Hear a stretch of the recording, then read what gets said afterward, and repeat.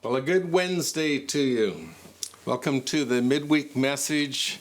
This one might be entitled What I Did in My Late Summer Vacation. My wife Lorraine and I went to New York to be with our beloved daughter Jennifer. Every year she just gets more beautiful, more interesting, smarter, all those things. She is a chaplain at a big children's hospital on Manhattan. And if I was a sick child, she's the person I would most want to be with me and to help me through. Well, while we were there, we got to experience something that New Yorkers normally don't experience, and that is a tropical storm. When Ida came up through the United States, by the time it got to New York and other northeastern states, it was given 8 inches of rain. And actually, more people died in New York from Hurricane Ida than did from where it landed in Louisiana. Well, one of the reasons that I love New York is the same reason that I truly love California. All kinds of people live here, and all kinds of people live there. And I love the phrase that everything you've ever heard about New York or California is true somewhere. When you walk from one block to another, you can experience multiple cultures, one wave after another.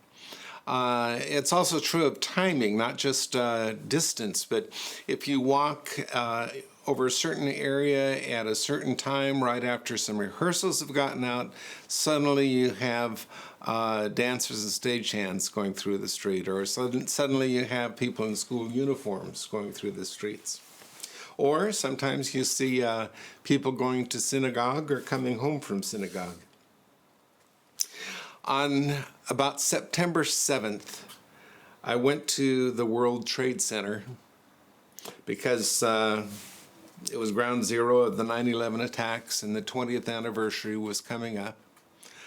I have been decades ago in the World Trade Towers, but had not seen it since the attack. And I was so moved by the beautiful, the pools, the reflection pools that have water continually pouring from the side into the middle of the hole that used to be the foundation to the 2 main towers. Along the edge of those pools, they have a wall at an angle that has the names of the people who died there deeply etched into the metal. Now, as I looked around, I noticed I didn't see tears, and I didn't see smiles. It was just quiet somberness, quiet reflection. I was grateful to be there, and I was struck by the deeper impact felt by so many who were in the city on that day. There was a parallel seriousness there about protecting each other's life and health. Almost everywhere we were asked to show proof of our vaccination, and we did not mind at all. I didn't experience anyone objecting. I know it makes the news when there's an argument about showing a vaccination card, but it's not the norm.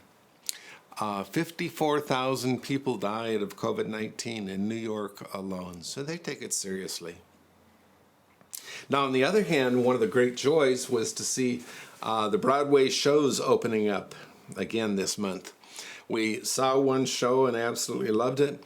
But more than that, we loved seeing the actors and the singers and the dancers and the ticket sellers and the stagehands and the security guards back at work, sharing their art and making a living. They survived. At one point on TV, we saw a standing ovation for the cast of a major show, only instead of being at the end, it was at the very beginning, before the first line was uttered. The entire crowd stood and clapped for about 5 minutes just to celebrate being back. Well, I saw resilience and I saw rebuilding, resurrection and return. Life moving on expediently to whatever the next moment will bring us. God is with us, God is alive and reaching out to us. God is forever urging us to live in a deep and self-giving love to God and to others. What will the next moment bring us?